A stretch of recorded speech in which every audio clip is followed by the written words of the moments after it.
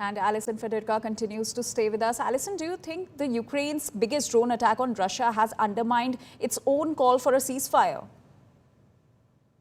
I don't think it has undermined its own goal for a ceasefire because the goal of that attack, I believe, was to send a message to Russia that they have capabilities and that Russia needs to take Ukraine seriously when they both meet at the negotiation table. Uh, I don't think even before these drone attacks occurred that the talks that are occurring on June 2nd are going to lead to the be-all, end-all agreement here. What both sides want to do is set the terms for engagement for further talks. And so being able to say, hey, we can attack you into your territory, we can pose a threat, will give Ukraine a little bit more leverage when speaking with the Russians. At the same time, Russia has also shown that it can attack Ukraine without problems as well. And so it's more about how do we enter into these talks? What concessions is each side willing to give in order to reach some sort of ceasefire or understanding so that they can lay the base work and have more intense talks on how to actually end the conflict? Alison, on one hand, Ukraine claims that with this attack, Ukraine wants to have a strong position as far as the ceasefire talks are concerned. But on the other hand, Russia is saying that they have already set their terms for the ceasefire.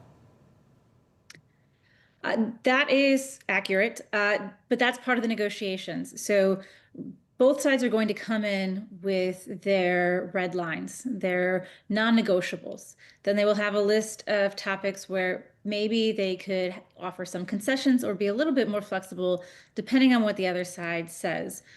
We don't know what the Russian terms are. Like any good negotiator, you don't show all of your cards at the beginning of the talks. So there is space for there to be some sort of discussion, and no side is going to admit publicly before the talks what the possible flexibility might be or what the possible concessions might be. So both sides have made it clear that they want a ceasefire. Now the question is, how do we get to that point? But Alison, can an unconditional ceasefire be realistic when both the sides are, escalating militarily on the ground?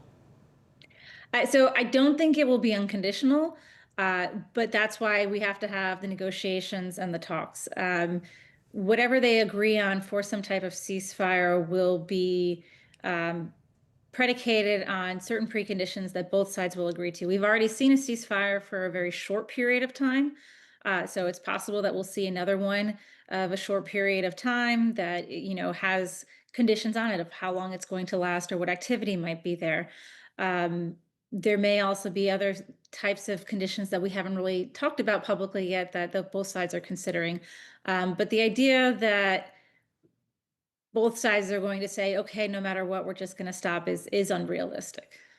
So, Alison, can this also become a pattern like diplomacy on one track and drone warfare on the other?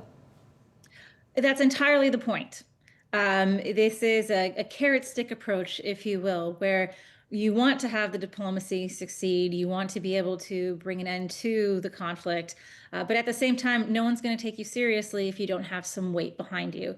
So when you go into those negotiations, you need to be coming in from a position of strength or the strongest position possible given your situation. So the idea of conducting attacks, which Ukraine did, and also Russia did prior to the Ukraine drone attacks, both sides are trying to project strength and say, you know what, we have military options available going into these talks. Take us seriously. Let's see if we can come to some sort of understanding with each other.